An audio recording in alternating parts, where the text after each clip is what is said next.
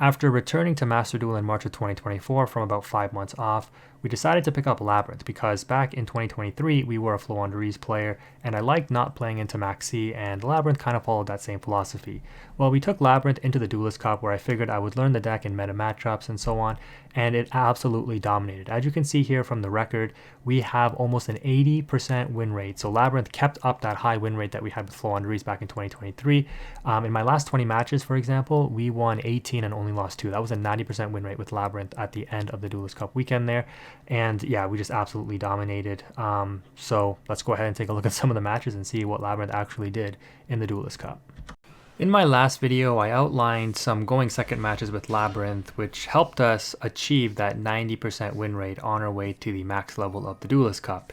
In this video, I just want to wrap up a few more interesting matches from that run, mainly where we go first though, to show you how, when you go first, the ways that you can set up Labyrinth in order to hopefully combat your opponent's turn when they go second. Now in this instance, what I also like about Labyrinth is when you go first, because hand traps are so popular, if you're able to set up like your trap cards before you get a monster on the field and something like this happens where you're able to activate your Psy-Frame Gear Gamma, you can do some interesting plays with synchroing into either an Omega to rip an additional card from the opponent's hand, or into, in this case, the Draco Berserker, which will banish a monster upon an activated effect. The opponent reveals it on Superheavy Samurai, so I regret discarding that Nibiru, but that's fine. We're going to Ash the Motorbike, no need to banish it right now, because I'd rather banish something that's more meaningful, like an effect that activates on the field to banish an opponent's monster. We go ahead and try to activate Welcome Labyrinth, and that is met with an Ash Blossom, but that's totally okay. And you're going to see that the opponent doesn't want to end up playing into the Draco Berserker here, so they just pass turn on nothing. Now again, our field might look a little weak, but you're going to see us pop off with one activation of the big welcome. Now I'm not going to bounce back the Draco Berserker, so I'm just going to opt to summon out an Ariana and bounce it back, and then trigger off the Welcome Labyrinth that was negated and the Stovey Torby. So just like that, we're able to claw back a lot of advantage, going from drawing one card in the Tactics Talent to developing 3 additional cards in the Torby, the Ariana, which gets us a Coup Clock, and the set Welcome Labyrinth, which we now can activate thanks to us bringing the Coup Clock to hand. We go ahead and we grab Lady from that, and then Lady will be able to reset the big welcome. So you can just see how much advantage you're able to generate here. Because the opponent is clearly on no more hand traps, we're going to go ahead and Stovey Torby away the Trouble Tactics Talent and bring back the Coup Clock to hand in order to set a Labyrinth field spell.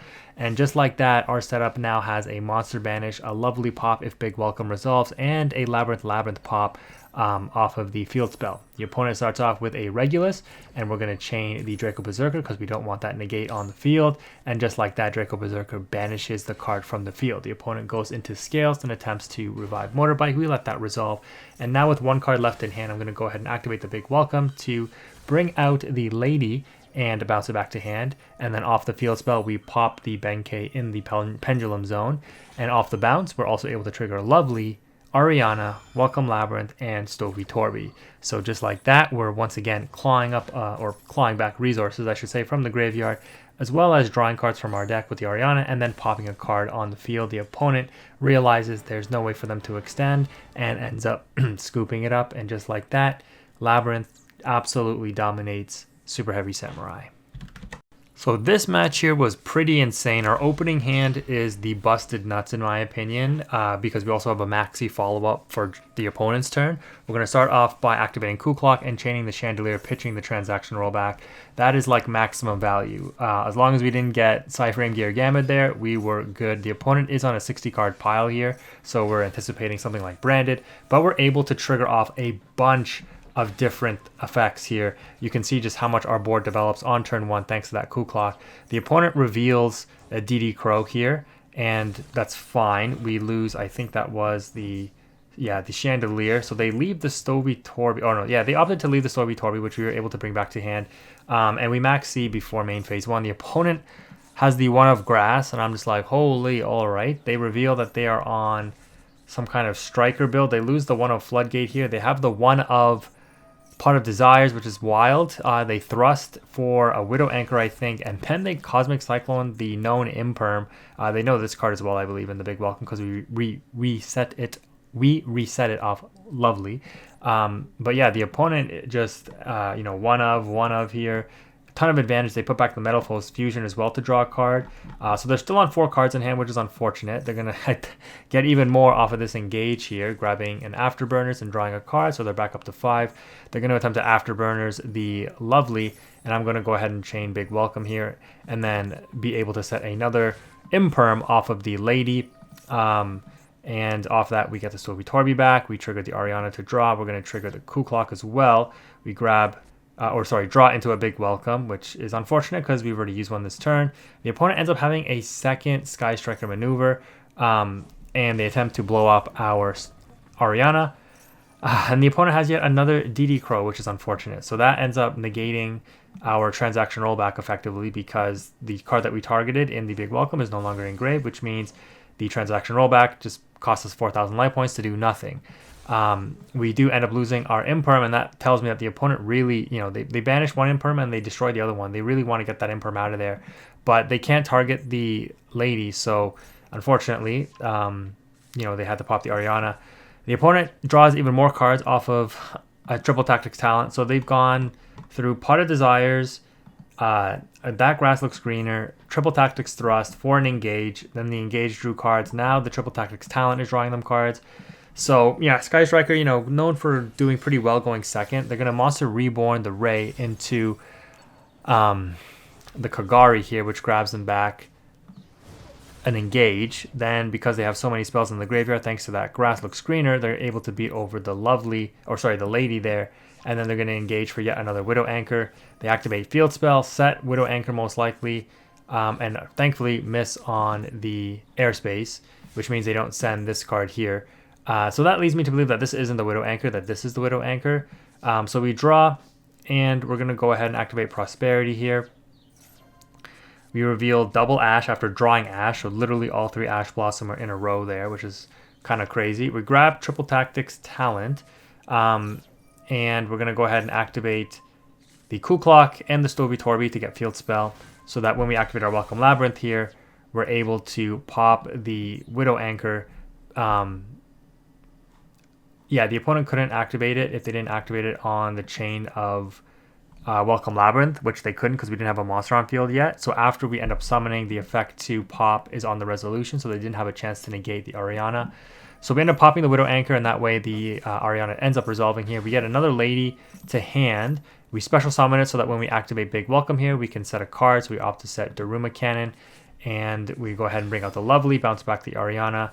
Now Lovely and Stovey Torby will trigger, and we opt to pop the Kagari, because I wanted the opponent to bring out the Ray so my Tactics would be live. That's why I took Tactics off of the Pot of Prosperity, but the opponent opts not to do that.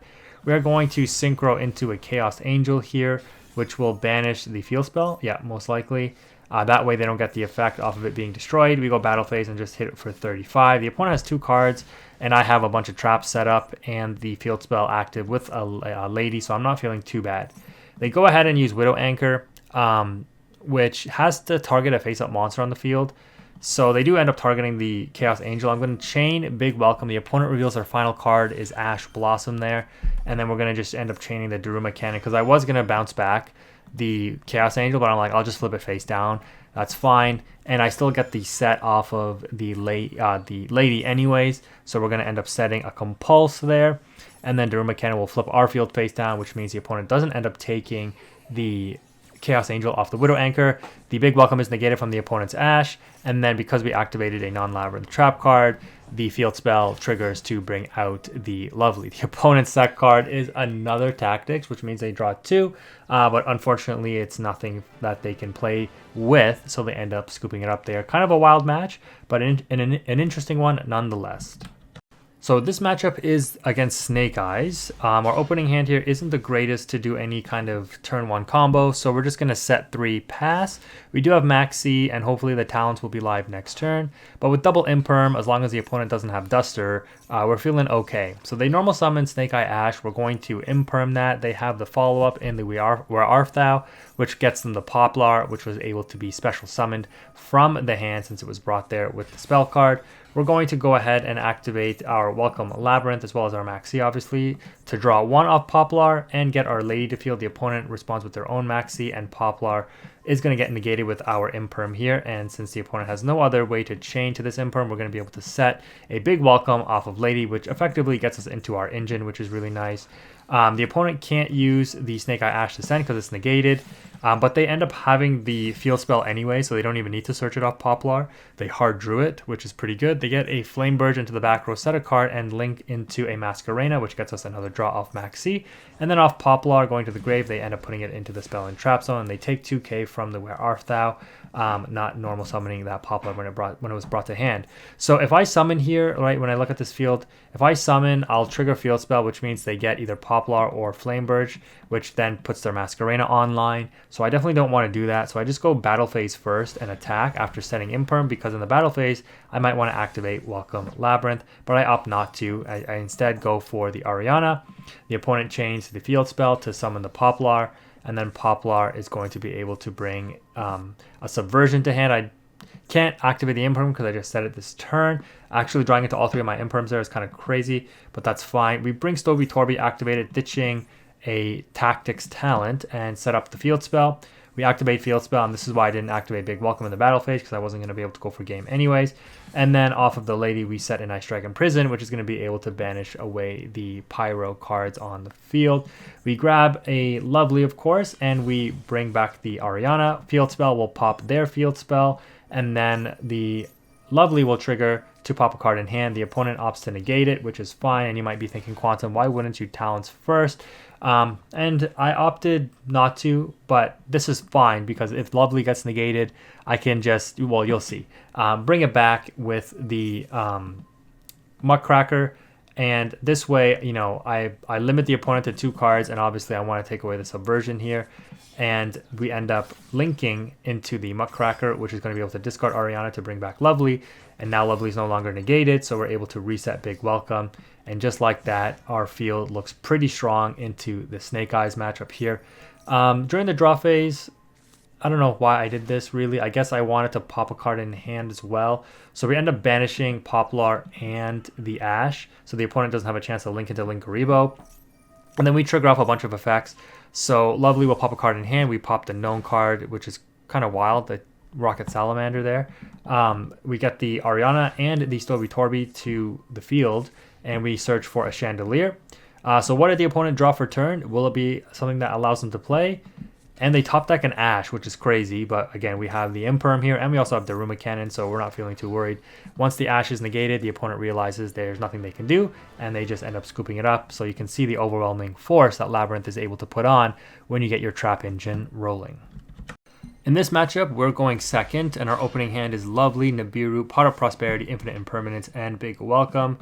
So we're feeling okay with the Nibiru, but the opponent reveals that, yeah, they're on a Floodgate Mikanko deck, and I'm just like, okay, this is one that I haven't really experienced yet with Labyrinth, but being a deck that doesn't need to summon a bunch of monsters to the field, we can play under Floodgates, right? Or, you know, we can play under Rivalry, Gozen, Kaiser Coliseum, Skill Drain, because, you know, we run those ourselves, so it's not a big deal. We're going to start with the Pot of Prosperity, grab the Welcome Labyrinth, so we have both trap cards.